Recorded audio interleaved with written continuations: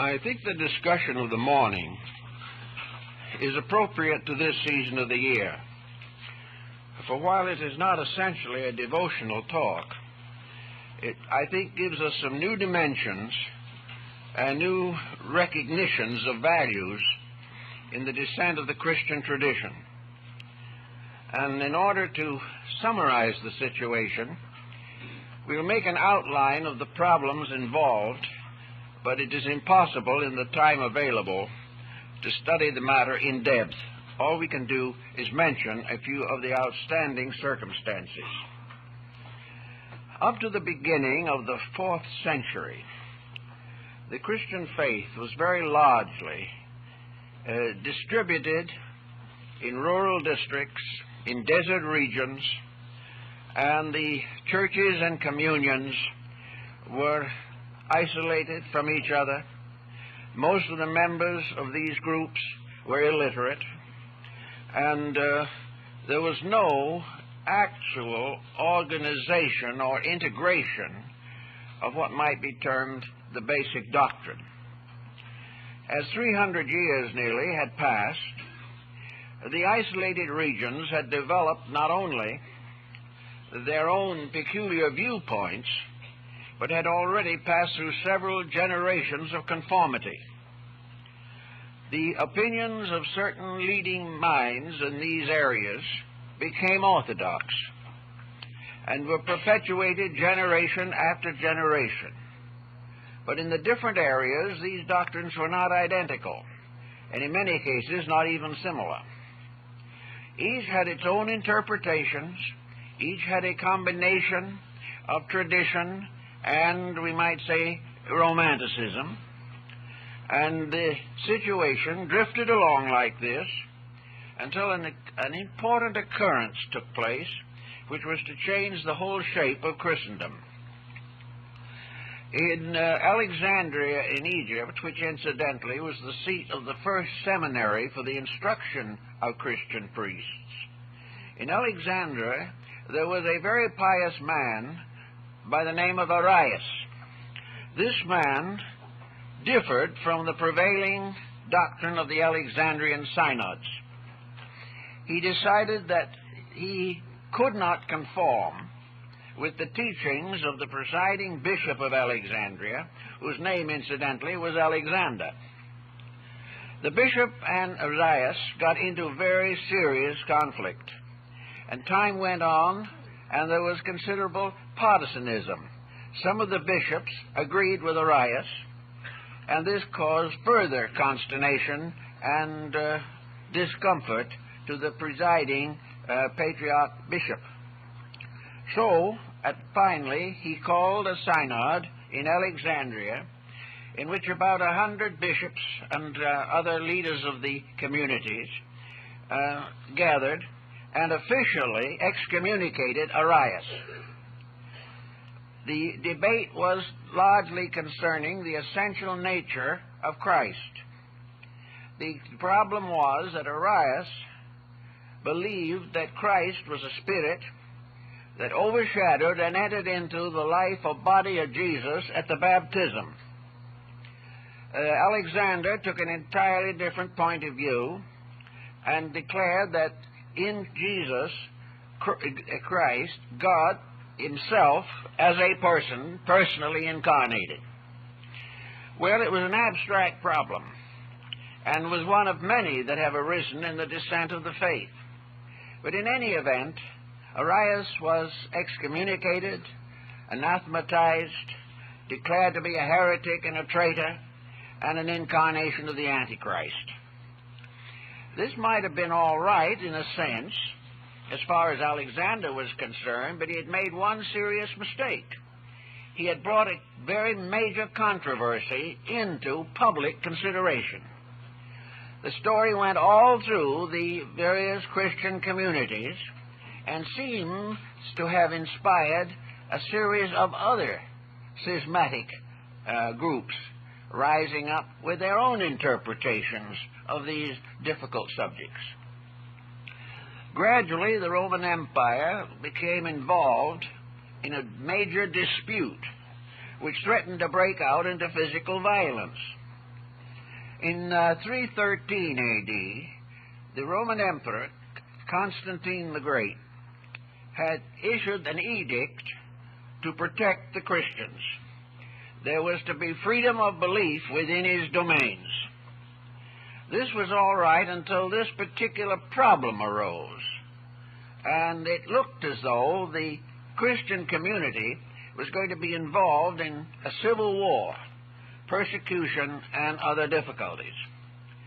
Constantine, therefore, sent messages to both Arius and Alexander, asking them to reconcile their differences. They refused. He tried in every way possible to use his royal authority, but this was totally rejected. So after due consideration, possibly with the assistance of his secretary, a Christian convert of Eusebius by name, he hit upon a plan. He was going to call the entire Christian world together in one great council to declare and decide upon what they all could agree upon. The result was the convening in 325 A.D. of the great Council of Nicaea. This council, which met in what is now a Turkish town, brought together about 600 bishops, presbyters, and their attendants and associates. Constantine entertained them all at his own expense, gave them living quarters and everything necessary, and appointed Eusebius as the secretary of the council. This seemingly was met with a certain amount of obedience, though not with too much enthusiasm, by most of the representatives of the various churches. Here we had these people, many of whom disagreed with each other, and before really they had settled down to consider anything, most of them had written private letters to the emperor accusing one of the others of something. This was a little difficult, but the emperor was rather able to handle the situation with imperial dignity. He burned all the letters. Having disposed of this situation, he convened the council and addressed it in person. Now, it is probable that while most of those present had no interest in the emperor whatever, and did not care what he thought, there was one situation they couldn't entirely neglect. He had the power to be very difficult if they insisted on irritating him. So, finally, the council settled down. The principal recorder of the council was Eusebius, and, unfortunately, he had very little to say. Not very much is known as to the actual workings of this council. Many historians have been up against it, and Eusebius' principal work, the Ecclesiastical History, gives no clear indication of what was accomplished. It is known, however, that the Congress met, that there were many debates and discussions, and some way, somehow, the problem of unifying the doctrines came into focus. Now we have to go back a little bit to another part of the situation. These old bishops and others who came to the council, some, by the way, passed on en route and never got there. They were the oldest people in their communities and the most venerated, and in most cases, each one had a doctrine very largely his own. There was no New Testament at that time, but each of the little churches had some kind of a relic which they regarded as very sacred. In most instances, this relic was a book, or a part of one, or a few pages of one, or a few lines of one. It was never read. It was wrapped in cloth or silk or some precious substance, placed in an ark, and concealed in an opening in the altar. There it remained, generation after generation, worshipped but not read. Against this situation, there were a number of traveling priests and bishops who wandered up and down the countryside, visiting these small churches. These visitors brought with them the news of the great Christian community. They told about world affairs, they told about the various conditions of the churches, and they also recited some parts of Scripture or some legend or some story they had heard relating to the life of Christ and his apostles. In this same book of Eusebius, by the way, there are a number of appendices by other early Christian scholars, and one of them is quite interesting. It is a list of the 12 apostles and the 70 disciples of Jesus Christ. This list is all named, numbered, and where they came from.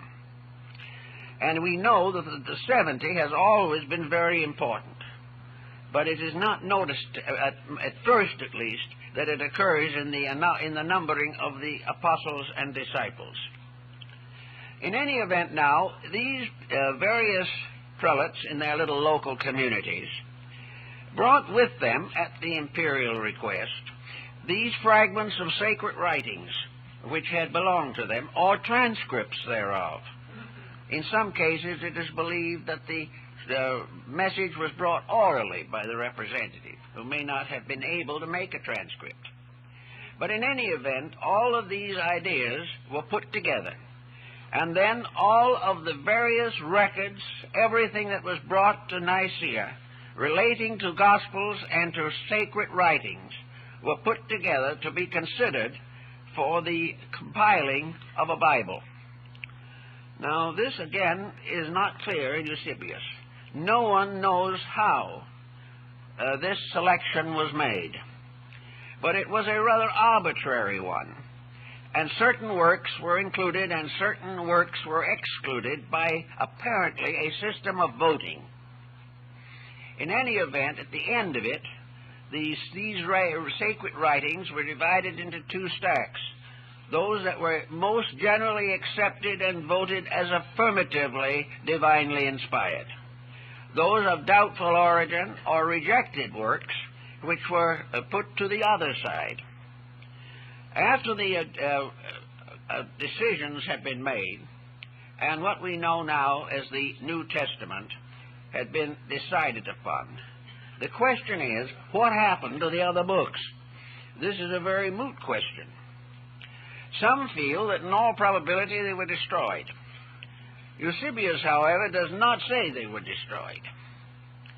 It is quite possible that a number of the delegates went back to their own communities and continued to follow their earlier personal conclusions and convictions, and that the actual decision of the Nicene Council was not followed completely. Out of the Nicene Council, however, there came the first manuscript forms of the Bible. Probably the most famous of these is the Sinaiticus, which was found in the monastery on Mount Sinai. It was for some time the possession of the Russian government and was later purchased by the British Museum. This is not a complete version. Parts are missing because the monks had already begun to throw away the old vellum as waste paper. But most of it was saved, and it is probably one of the most valuable manuscripts in the world. In this we have the gradually integrating outline of the present form of the New Testament. It was in Greek, and the chances seem to be very good that the writing was actually done in Alexandria. Alexandria was the seat of the first, second, and third important leader of the Christian community, and also an area of scholarship where scribes and translators could be found to do the most difficult works with considerable skill. And now the question arises, what happened to the books that were not accepted?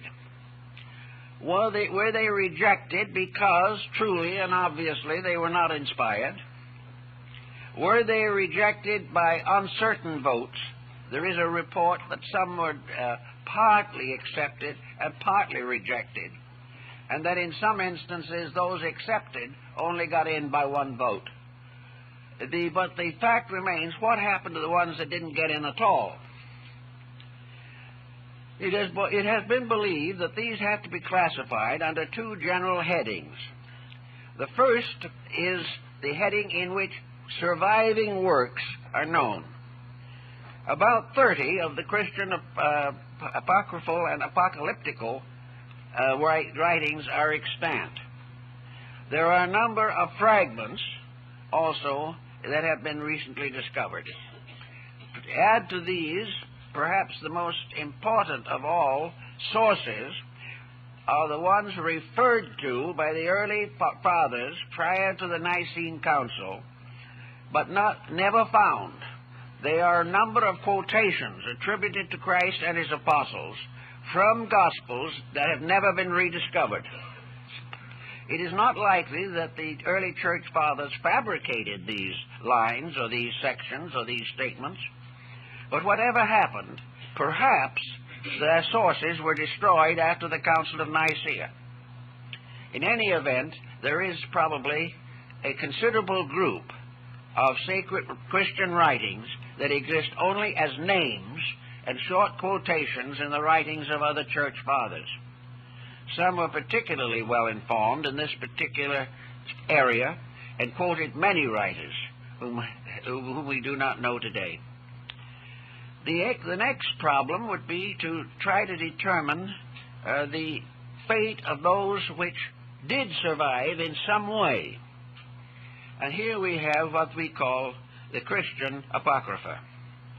At the present time, approximately 30 books are known, in addition to the more complete scriptures, which in the early printed editions did include some of the books now regarded as dubious.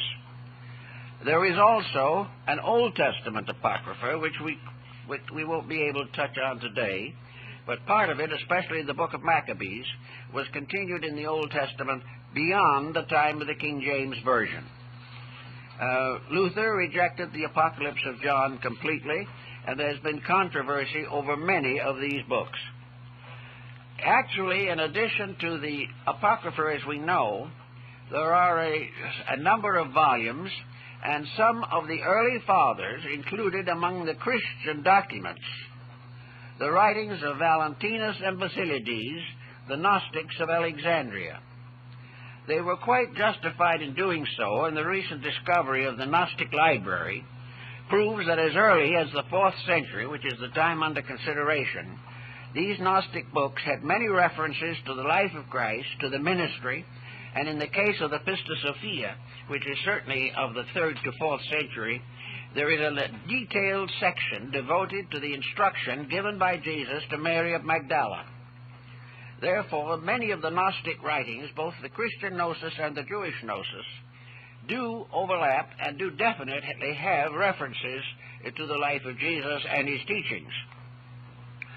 Those that have survived to us under more or less special headings, for the most part, have been decided to be of an optimistic nature by church historians in general. Most of the apocryphal lives of Jesus gave strong emphasis to his childhood, which is comparatively weak in the gospel versions. They also indicate that as a small child he performed numerous miracles, of which one, of course, was the creation of clay pigeons which came to life and flew, and several other similar episodes. Also, it is apparent from these early writings that there is no overshadowing of tragedy in most of them. They do not go into the tragedies of the effort to disseminate the ministry.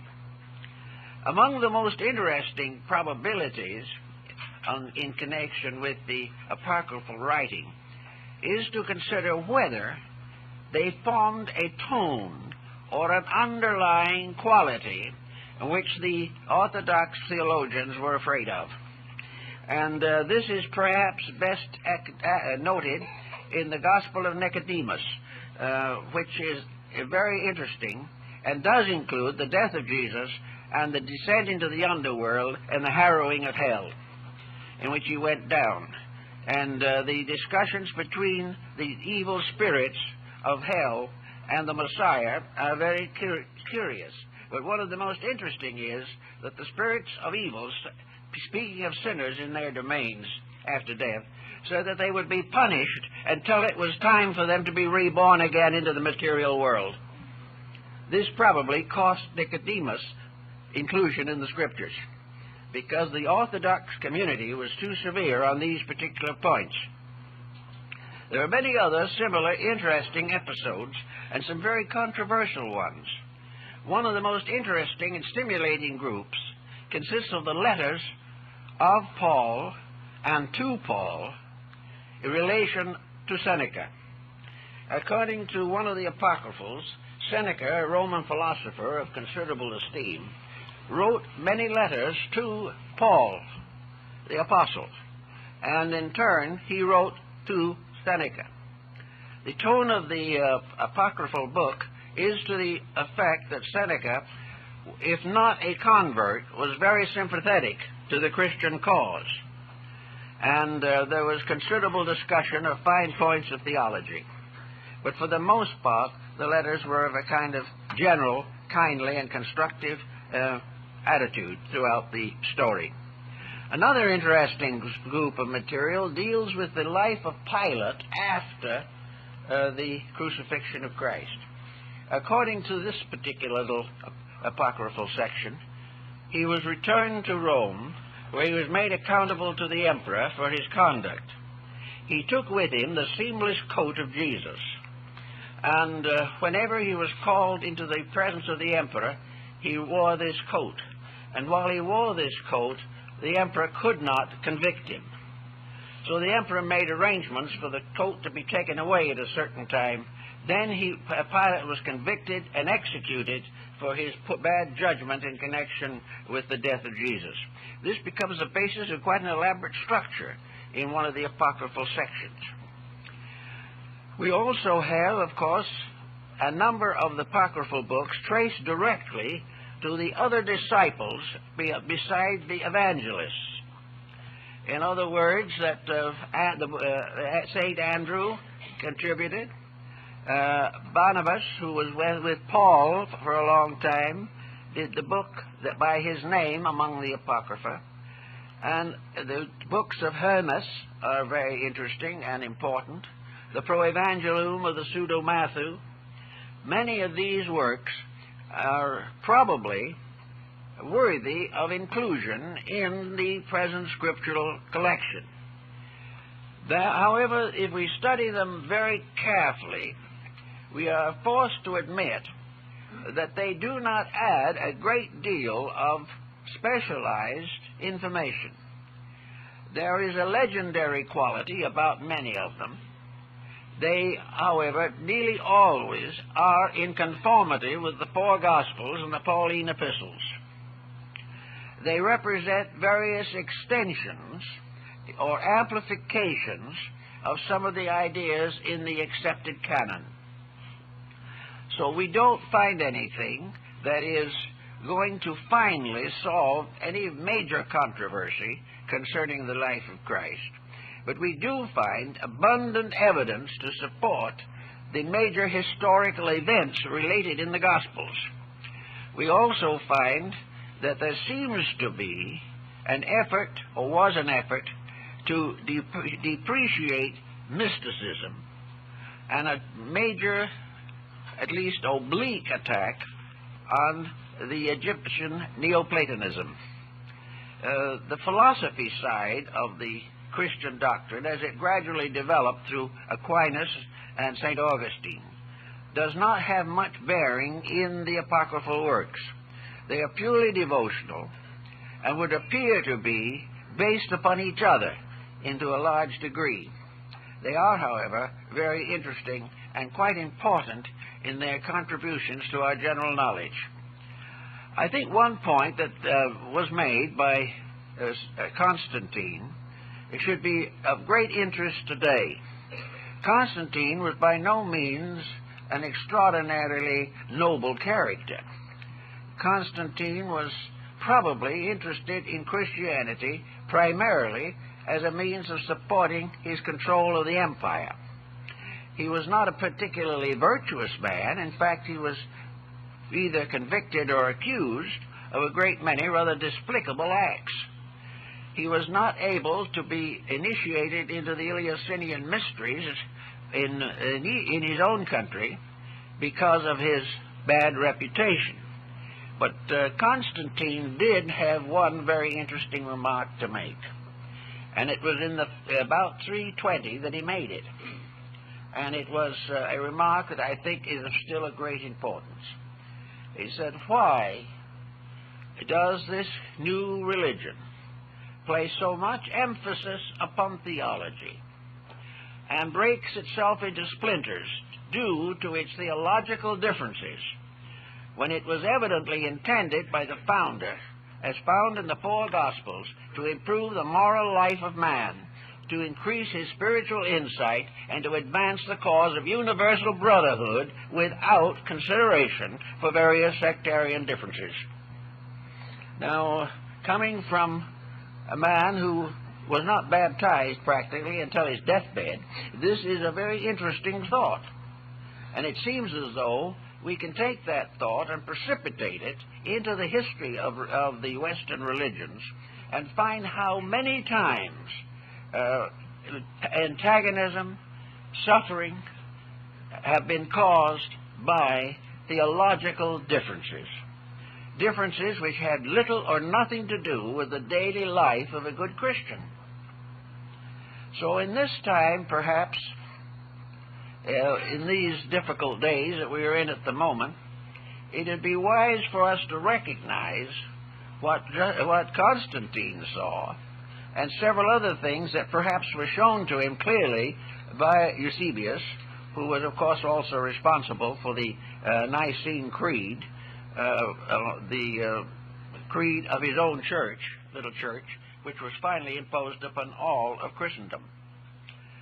According to Constantine, the unity of a religious group, the unity of religion within an empire or a country is essential.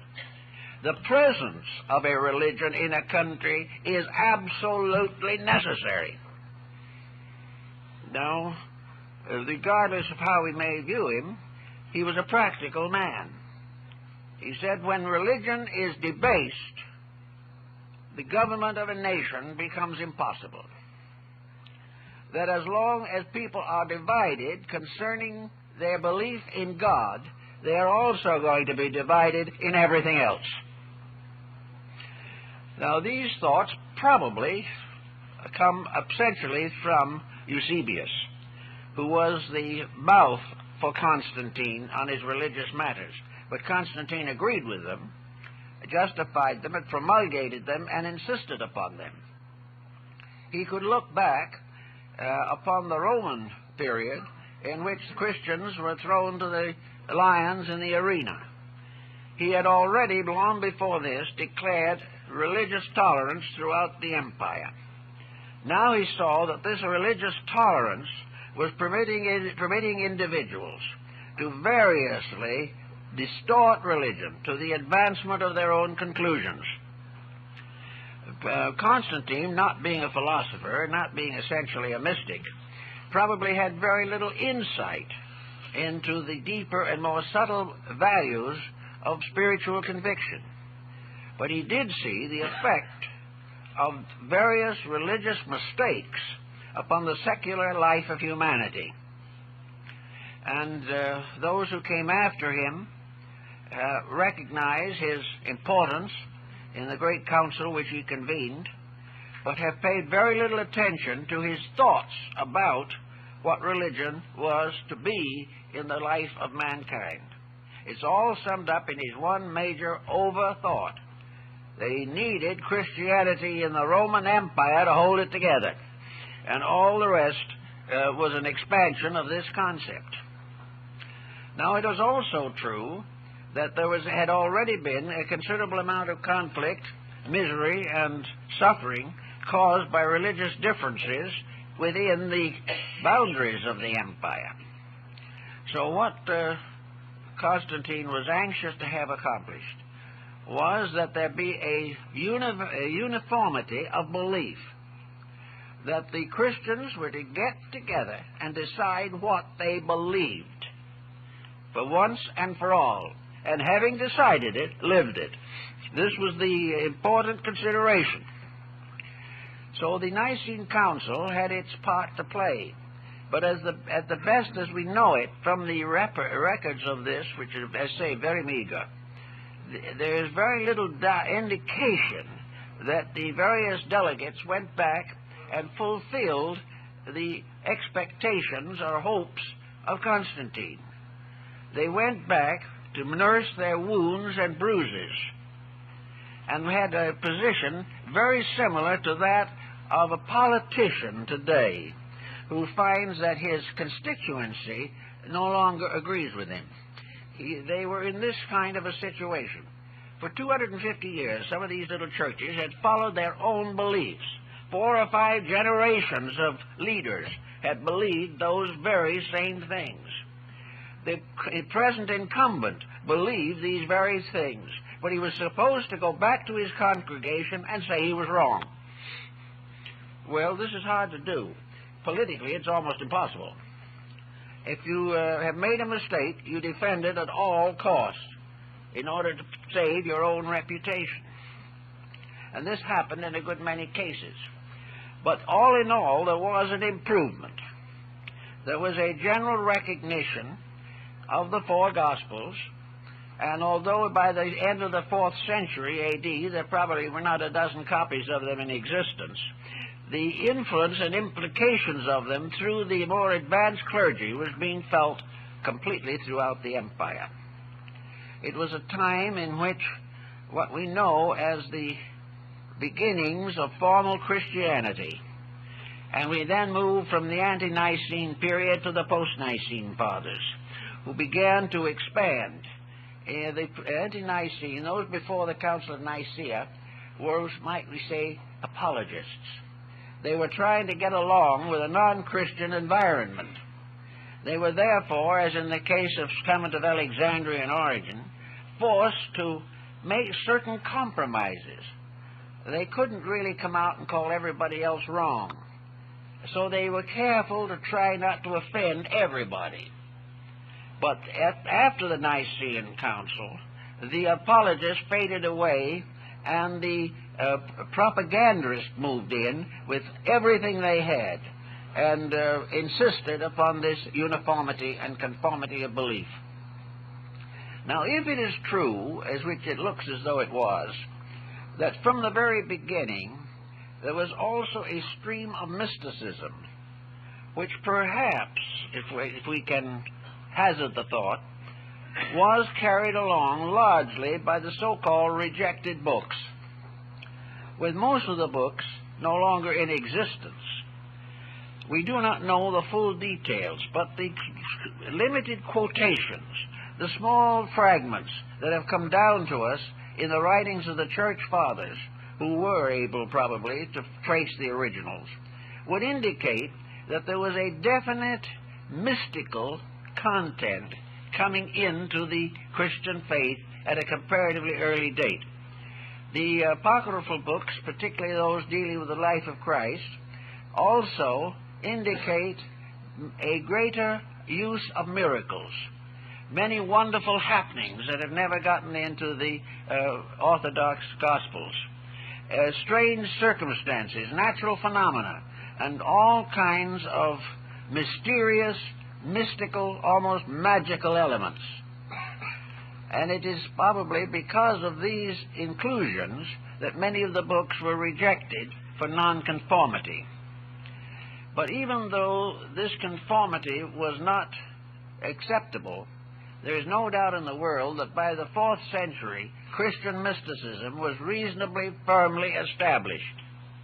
It was based upon one essential point, namely the possibility of interpreting various statements of the Scriptures in a metaphysical manner. That while all things had their literal forms, it was quite possible that these literalisms were symbolical of something else, that everything was not to be taken literally. So most of the early fathers expected everyone to take these ideas literally. But as time went on, even before Nicaea, there is a strong evidence that in Egypt and in Athens, there was a metaphysical element coming in. And this metaphysical element was probably preserved in the Gospels most completely in the letters of Paul to the Corinthians. Here we have a considerable statement of a mysticism which also occurs in other of the Pauline writings which are now regarded as apocryphal. So we have the rise of a Christian mysticism. We also find that gradually the church accepted this. It accepted the possibility of a mystical experience in itself. And gradually the canonization of prominent church fathers depended on one of two factors, either martyrdom, which was the larger one, or a mysterious mystical experience of communion with deity. These two were the basic elements which contributed to canonization. Now, Christian mysticism has come down to us today. It has come down to us within the Catholic Church and also within the Protestant churches. In both of these communions, the mysticism has been largely censored by the doctrines of the sectarian itself. But in spite of this, a constantly increasing mysticism is evident. Now, one of the reasons why mysticism comes in is because with the passing of time and the changes of history, literalism loses dignity. Today, things that were accepted without question 100, 200 years ago are simply no longer tolerated.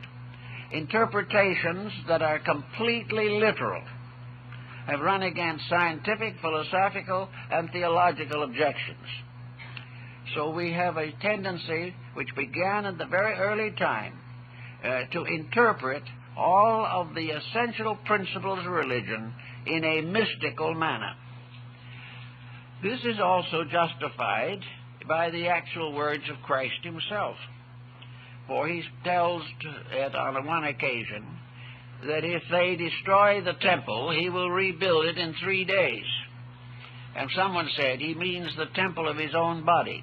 And this is an example of the departure from a literalism to an idealism that was compatible with the gradual advancement and unfoldment of human understanding.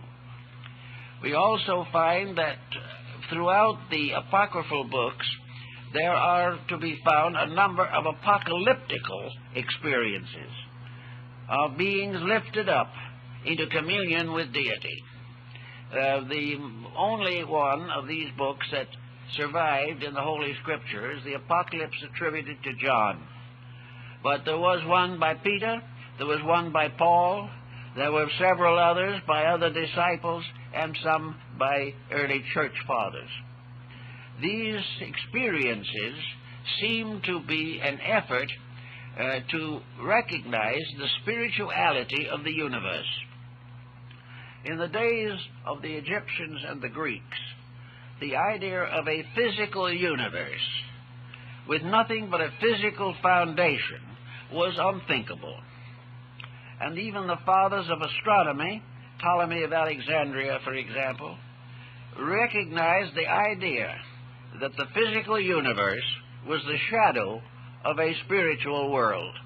It was something cast upon the face of nature, which had its origin in a divine purpose or a divine plan.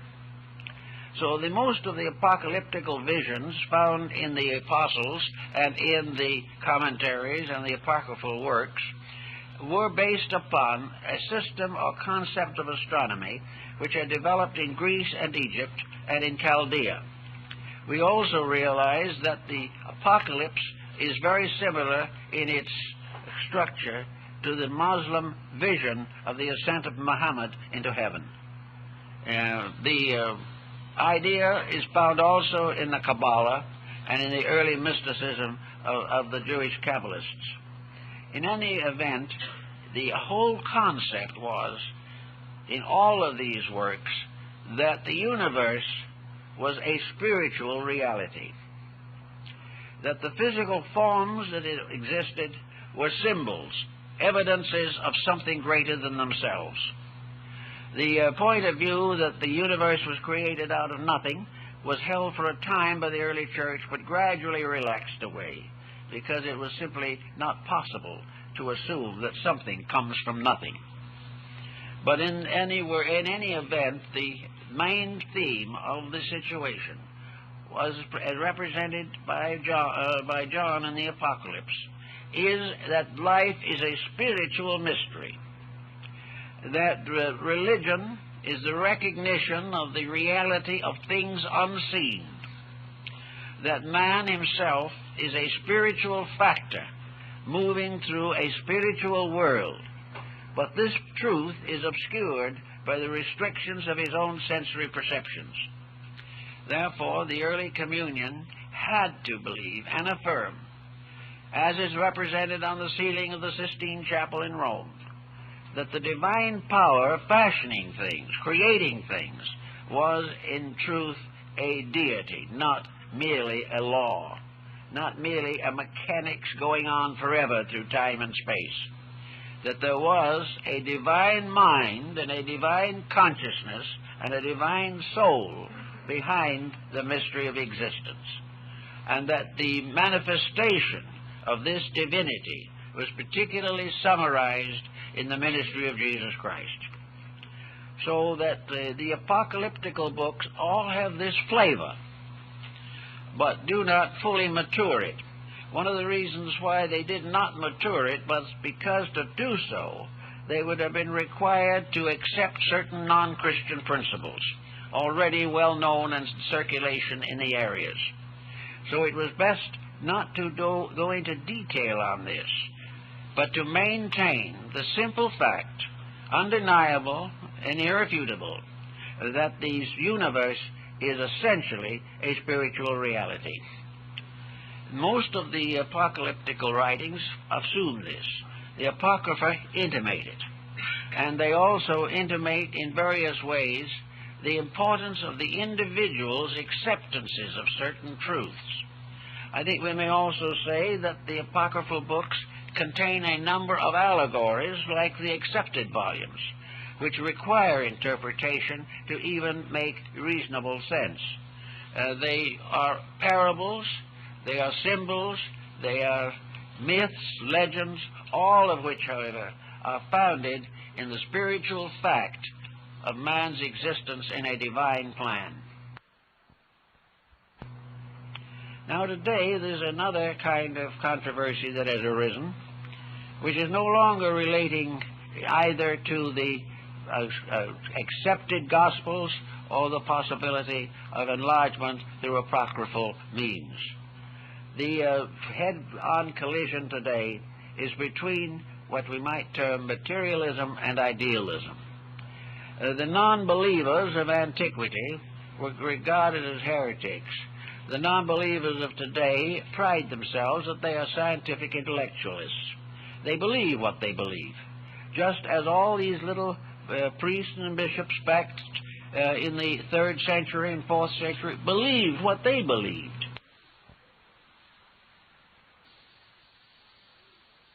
Non-believers of antiquity were regarded as heretics. The non-believers of today pride themselves that they are scientific intellectualists. They believe what they believe, just as all these little priests and bishops back in the 3rd century and 4th century believed what they believed. It is a series of believings, and the Apocalypse of John and the apocryphal writings together both challenge these acceptances of things in common circulation, but without any foundation in essential realities.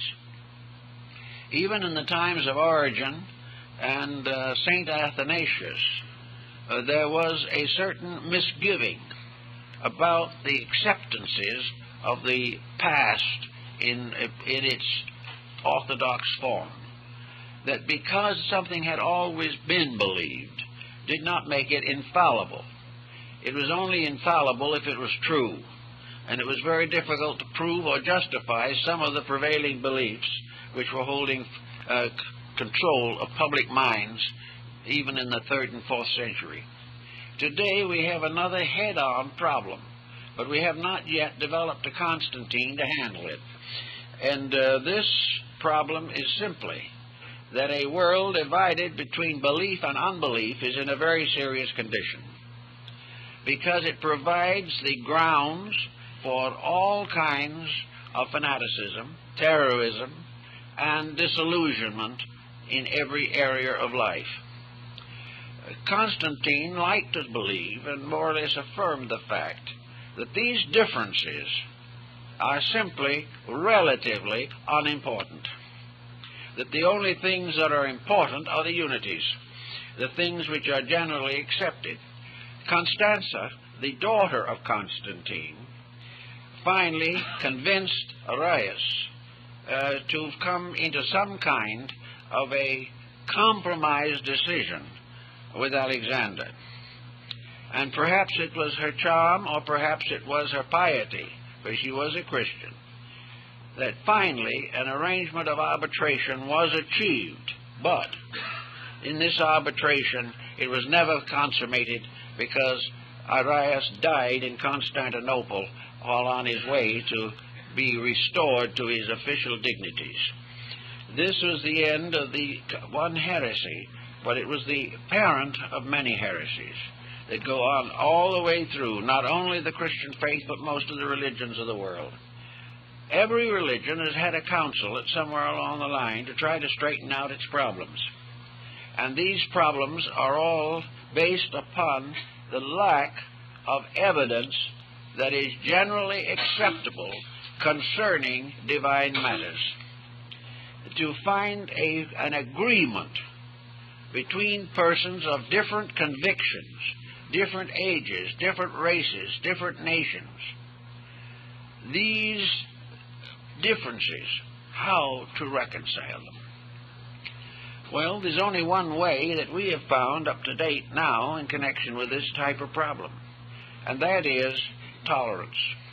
The individual must recognize the rights of other people to believe according to their own beliefs. It is also very much more important to challenge the individual on the level of conduct, because there he can prove or disprove the integrity of his convictions. He may believe what he pleases, but his religion is revealed by what he does in action. And there can be no doubt that on this ground a compatibility is possible. If we judge a person by his merits alone, we can then have some confidence in his creed. The American Indian took this attitude completely. He never questioned the religion of a stranger. All he did was watch. And if the conduct was good, the stranger was good. And if he was good, the thing he believed had to be good. So that in this way, a lot of controversy was eliminated. Again, today we have the same problem that the Nicene Fathers faced, namely that there are a large number of schismatic fragments of all the religions that break away on some point of difference. Constantine thought most of these points of difference were rather unrealistic, and that others would not be solvable by the human mind, that some things had to be accepted by faith, and by faith alone, and that if faith was strong, the individual was strengthened. If his faith was weakened, his morality collapses. So it is faith, but which must take the place of knowledge in the study of the ultimates. The ultimate nature of deity, the ultimate purpose for the world, the ultimate end of man. These situations can be verbalized into more or less parables or simplifications, but the facts are beyond human conception. And these facts are not necessary. Man never needs to know more than he can reasonably learn in order to live as well as he can reasonably be expected to live. So from that time on to here, we find this long shadow of an old problem that is being more or less born again. This year, the world has many people with good ideals, with high hopes and severe and conscientious principles. And yet the great bodies of mankind, both religious and secular, have not been properly reconciled. Unless they are reconciled, they cannot lead the way to a world peace or a universal enlightenment. Education has certain advantages over theology because it deals mostly with things which can be demonstrated up to a certain point. And education generally quietly neglects or denies that which it cannot reach. But today, the struggle between materialism and idealism, it goes on because of the failure of human beings to sit down together and attempt the reconciliation of their differences. Perhaps the nearest thing we have today to the Council of Nicaea is the United Nations organization. And the delegates thereto are very much like the bishops of the 4th century. And most of them are writing letters criticizing each other. But the fact, man, is true that something must be done to reconcile the common differences of mankind. And among these differences there is a violence, there is a tyranny of attitudes, there is an unwillingness to arbitrate, there is a determination to live or die on a certain point or condition. In most cases, the elements involved are not especially valuable. When I was in New York a number of years ago, I gave a series of lectures in a building there which was devoted very largely to philosophical discussions of one kind or another. And I learned while there that two very important sects of philosophical thinkers had wanted to use the facilities of this building. They had wanted to have the right to hold their own meetings there. But in both cases it was understood that they could not possibly do it if the other group was admitted. Even if it was a different day, a different place, a different time, if one was admitted, the other would refuse to come. And that was in the recent years. So this type of thing is slow in breaking down. There are evidences that it is becoming somewhat better. And there are now groups that are able to get together who had no common ground 50 years ago. But the great problem still remains. The 4 or 5 great religions of the world all have essentially the same teachings. And as one great scholar of the past said, there are 70 names of God, but only one God. There are many faiths, but only one reality behind them all. And we have been divided for centuries by names and words. We have thought if the word was different, they were talking about a different thing. But this is not true.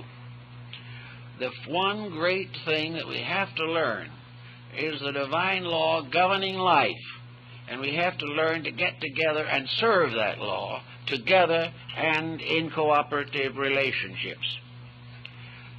World Fellowships of Faith, I attended the World Congress of Religions and many other groups trying to work out these problems. They have strong support from minority groups, from those who are not prejudiced, but the rest are in the same bad spot as that which confronted Constantine in 325 AD. The situation must be clarified. We cannot permit this difference of opinion. We cannot permit any unreasonable, unfair condemnation of an individual on a principle which does not involve ethics or morality or integrity. Integrity we may demand. Ethics we may hope for. We may hope for honesty and consecration and sincerity. But we cannot expect complete agreement unless we broaden the foundation, enlarge the structure until it is inclusively possible to get everything into it. Now, at this time, we are gathered to celebrate the birthday of the greatest figure in the history of humanity. And the power of this figure in the transforming of the life of mankind cannot be overestimated. All the words that were written about him, all the Gospels that try to interpret him, are secondary to the miracle of the fact itself.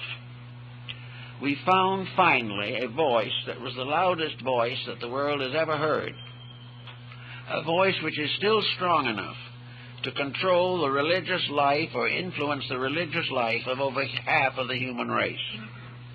Now, this power lies not in wealth, in militarism, despotism, or physical authority, but in the magnificent example which reaches into our lives and hearts and inspires us to do likewise. We are in the presence of a magnificent symbol of man's proper way of life, the constant recognition of loving one another, of serving truth, of sacrificing self for the common good, and for the recognition of the divine in all of its manifestations in all the areas of experience and phenomena. Recognizing this, we do have a tremendous wealth, a wealth of spiritual integrities, a wealth that cuts through all of the racial and economic and social states of humanity.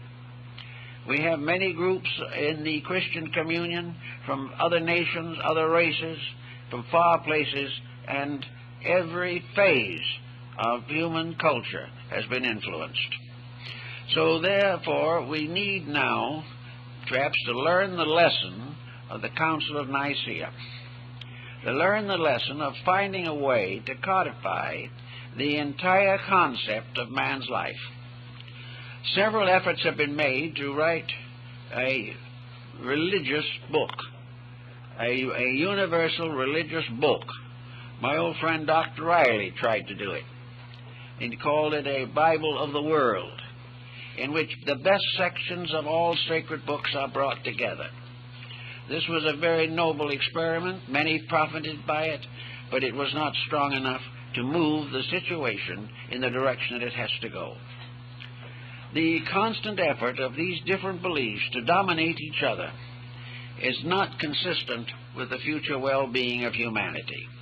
No one wants to take these beliefs away from them, but it is necessary that they also hold strong enough beliefs in common to make possible a close fraternization and a complete cooperation with the cause of world peace and the improvement of the social condition.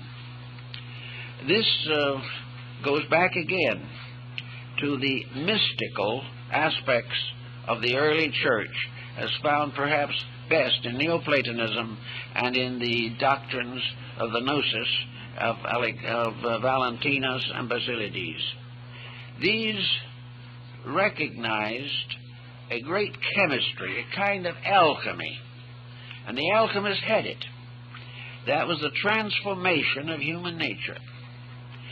The old beliefs of the mystics, both Christian and non-Christian, have descended into Europe through the great teachings of men like Bami and Paracelsus and Lully and other great leaders of mystical thought. A deeper meaning that the real problem is the transmutation of human nature, and that the formation or universal reformation of humanity is the only solution to our problem. This was the original problem of the Gnosis and was one of the earliest problems of Christianity. The early church fathers believed firmly that the heavenly world would come to earth, that in due time and in due course there would be but one world, one humanity, living together in peace under one God. This dream still has validity. It is still something that we have to fight for or work for or struggle to attain. And unfortunately, up to the present time, it's been a very difficult path. Actually, however, there is progress. And the consideration of further details concerning early Christian history will have quite a bearing upon the future. Because as we go back to the original revelation and get away from the interpretations we find a more solid substance upon which to build a unity. Interpretations of all kinds can grow up around an idea, but these interpretations are very conflicting and often contradictory. So if they can be eliminated and we go back to the idea in its own nature, in its own substance, in its own essence, we may find the common ground we need. We have to strip off centuries of interpretation to rescue the dream that was in the heart of the Christian religion. We are doing it in slow degrees, but it is coming. And when the time comes for it to really play its vital role in the reorganization of human society, it is only reasonable to hope that it will unite with all other faiths in the common purpose for which they all stand, and will not hesitate simply because another faith has a different name. That we will no longer consider the heretics and the non-believers. We will rather recognize that these are terms in our own minds, but that everywhere, from the beginning of time, religion has had one purpose, and that purpose was the improvement of the inner life of man. This is the thing that is most important. This is the emphasis that Paul made, both in his accepted epistles and those which are in the Apocrypha, that the great problem of all time and all things is that we all come together in the realization of the brotherhood of man and the fatherhood of God. Until this experience comes, we are not religious. The Gnostic Christians and some of the others had a mystical baptism, which is implied in some of the apocryphal writings, but not clearly set forth. In this mystical baptism, the individual simply stripped off all of the garments of his believing and went back to the source. That he was to start as a little babe again. For while he might be a grown person in body, he was a little child so long as his inner life was not strong enough to sustain him. The purpose of the child is to grow into an adult in whom the power of self-determination is sufficient to guide life. It is only the individual who can guide his own life in the way it should go whom has any right to be regarded as mature or grown up in his concepts. So the ancient rites often reduce the person again to a kind of second child, as is the words of Jesus, that the kingdom of heaven is the kingdom of little children, and that these little children growing up in the faith, growing up in idealism, growing up in integrities, would ultimately become mature, and in their maturity would work together with all of their kind for the preservation of humanity and the safety of those little children who had not yet grown up. Thus, the purpose of the entire situation still is what it was in the beginning, to answer a primary question, namely, is there a power of infinite good at the source of life? Is there a law that determines all action? Are there realities that cannot be denied? Are there laws governing personal conduct that cannot be violated without tragedy? And are these laws the representations of the consciousness of the creating power? Are we therefore living in a universe in which there is a lawgiver, and we are expected to obey that lawgiver? This is against the concept that is held by some, that we are in a universe of accidents and incidents, that there is no rule governing anything, that the individual while he is alive, and when he dies, he's dead, and that's all there is to it. This type of belief has made possible most of the miseries of the human race, and the idea that we must cling desperately to it, regardless of anything, is very much shadowed out again in the great argument between Arius and Alexander. Neither one would give a bit to the other. Neither one would admit that there could be anything wrong with his own interpretation of realities. As a result of that, the world has been locked, more or less, in a religious, scientific, philosophical, industrial, economic conflict for thousands of years. The answer seems to be that everything that happens points towards what is necessary. It points to solution, and the individual very often simply glosses over it very quickly for fear he might be tempted to solve something. He wants to go on as he is. This condition goes through all departments of life, economic, social, cultural. But the time must come when, through the experience of his own tragic mistakes, the human being comes back again to the realization that there is an archetype, there is a plan, there is a purpose. And those who are understanding and enlightened are either for this purpose or against it, and that there can be no compromise. We either must believe in the reality of the divine plan or disbelieve. If we believe, we have strength to meet many obstacles and problems with courage and integrity. If we do not believe, we find ourselves in a shipwrecked condition in a world that is gradually falling apart. The apocryphal writings have been translated now from manuscripts in the Vatican and in several other great centers of culture. A number of them are available, one of them in the terms, the lost books of the Bible.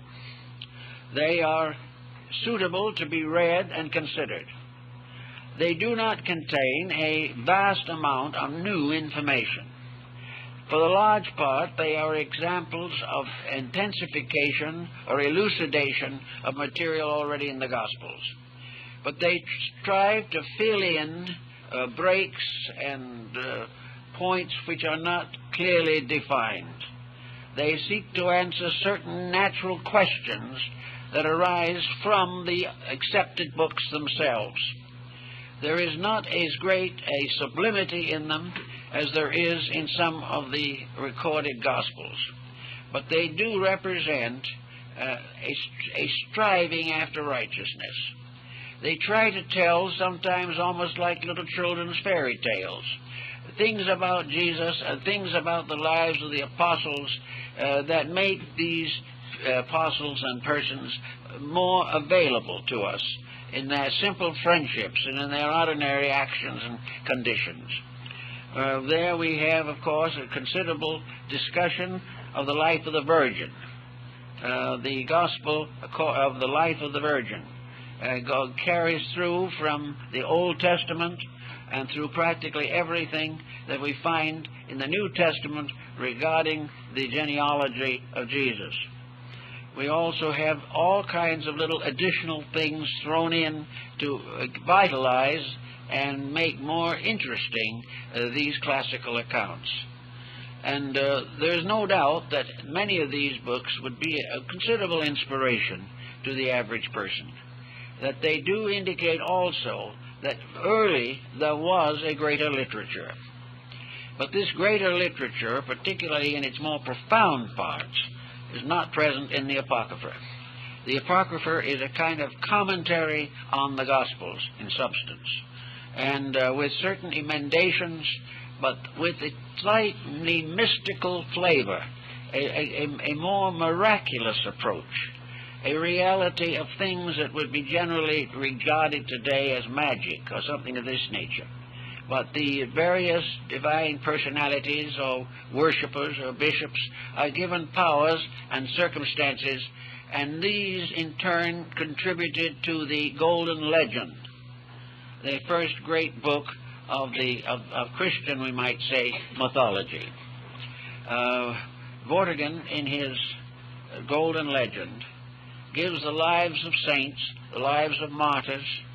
He is also the one who, for instance, gives us a clue to the sacred books of the Ethiopians.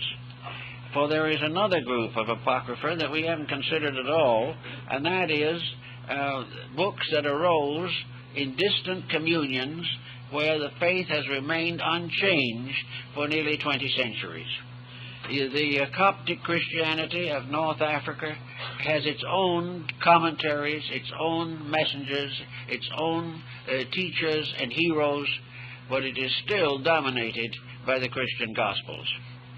So there are all kinds of side writings, some of them quite old, others simply representing the piety and enthusiasm of leaders of the 12th to 15th centuries. But in every case, there is something that gives a little new angle to the old problem. But mostly now I think we are all concerned with what is found in the Apocrypha as well as in the revealed Gospels or the accepted Gospels, is this great crisis, not as a prophetic thing. Some have tried to make this crisis a dated prophecy, particularly in the book of Revelation. But it is not a dated prophecy, it is timeless. The conflict between the individual and the pressures of the opinions of others, this conflict has always existed. The desperate effort to maintain uniformity, even at the expense of progress, has also survived to us from the past. I think we do need, very definitely, a new concept of basic interpretation. We do not need to touch the Scriptures themselves, but we need to create a text dealing with the use of them in the immediate problems of international affairs.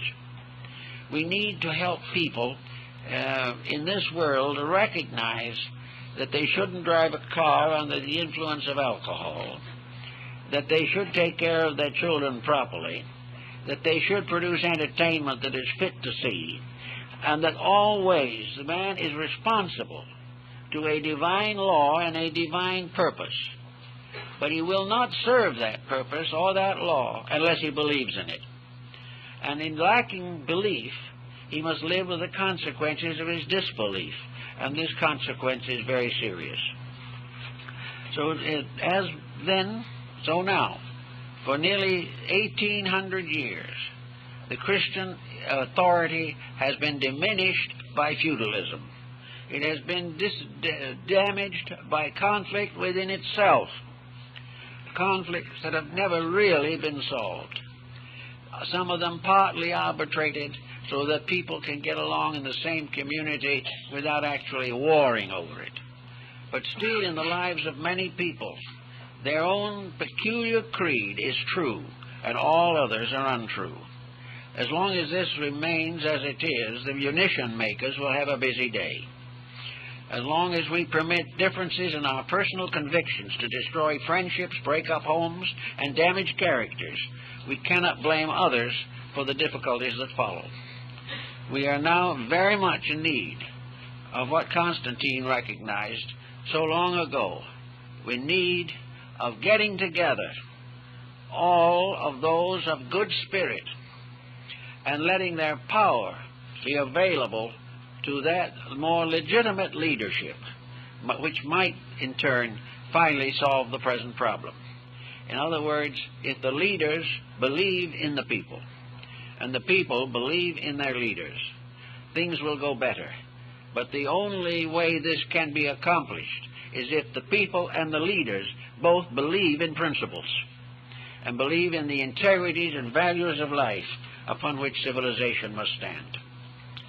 So now we have another Christmas season coming to us out of the past, an opportunity to restate in our own lives values which inwardly we know to be true, but we have never allowed them to really interfere with doing as we please.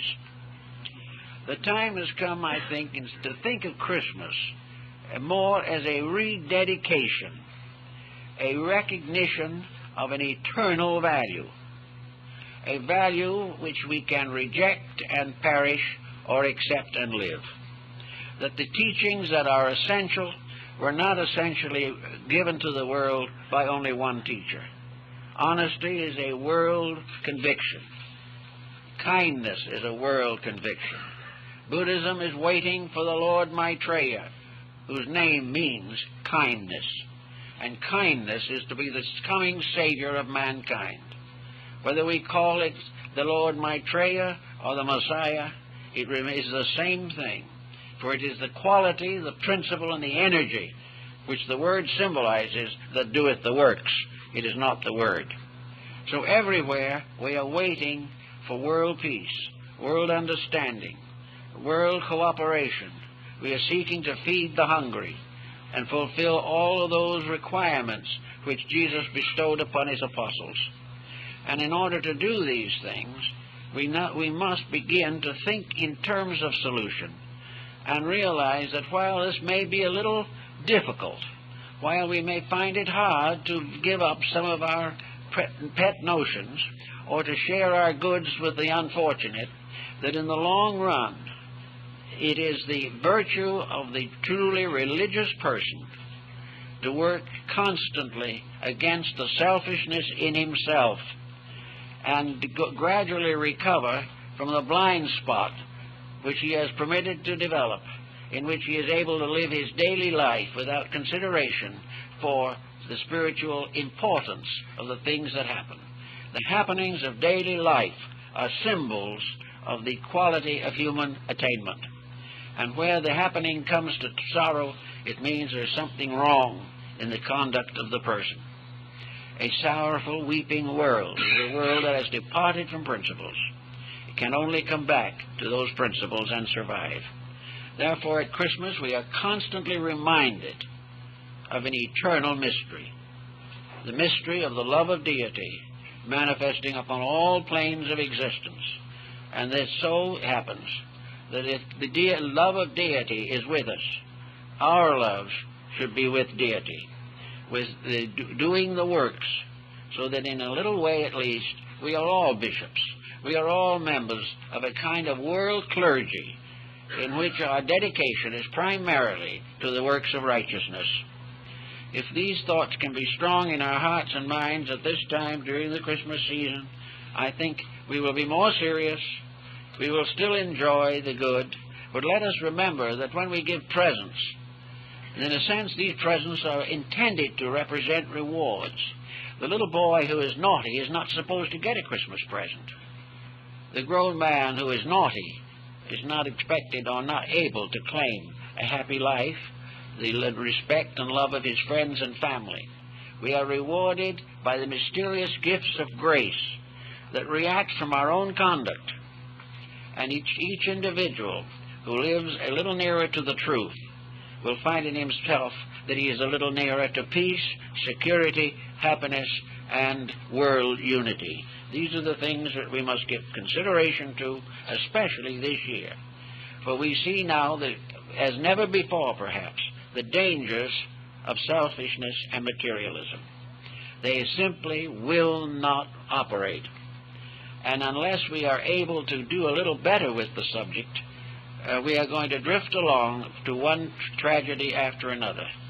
It is not the name of the power we believe that is the most important. It is that our belief leads to obedience. That what we know to be true, we do. And this is the part of life that is important to us, because most of us do know better than we do. And if we do what we do know, we will know more. For each development of character releases from within ourselves a new wealth of mystical overtones and insights and understandings.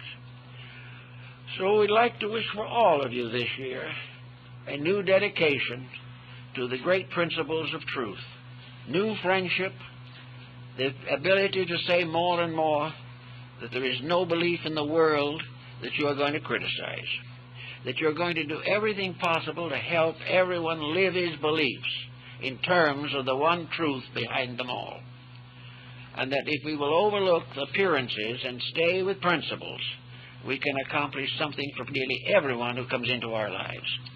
So having a deep insight into meaning yourself, into the realization that if we love truth, we will keep its commandments. And if we believe in Christ, we will keep his commandments.